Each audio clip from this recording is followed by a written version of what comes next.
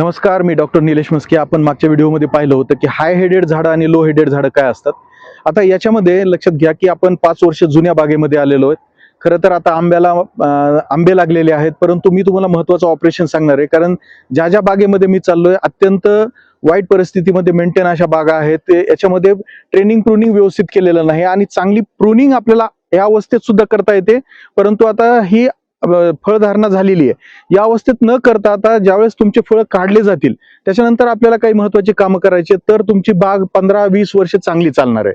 तर याच्यामध्ये सगळ्यात महत्वाचं, आता मार्च महिना चालू आहे, एप्रिल मे महिन्यामध्ये ज्यावेळेस आपले आंबे निघतील तिथून पुढे आपल्याला काम सुरू करायचं.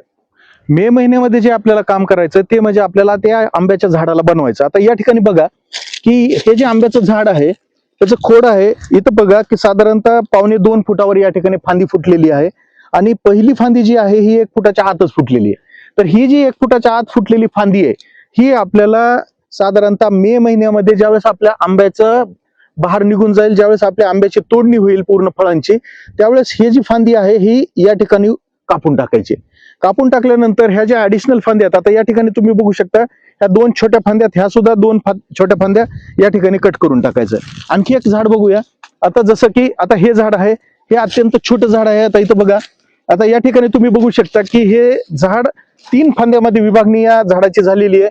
ही 1 फांदी आहे, दुसरी फांदी आहे, तिसरी फांदी आहे. आता याच्यामध्ये पहा, त्यातली त्यात सरळ फांदी ही आहे आणि ह्या 2 फांद्या ज्या आहेत ह्या वाकड्या फांद्यात. तर याच्यामध्ये ज्यावेळेस झाडाला आकार चांगला द्यायचा आहे त्यावेळेस काय करायचं की ही फांदी कट करून घ्या, ही फांदी कट करून घ्या आणि ही जी छोटी फांदी आहे जरी ही छोटी असली तरी ही सरळ फांदी, ही फांदी वाढू द्या. कारण ह्याच्यावरच्या जे लॅटरल आहेत हे साधारणतः 2 फुटावर या ठिकाणी फुटलेले आहेत. आणखी एक झाड बघूया आपण.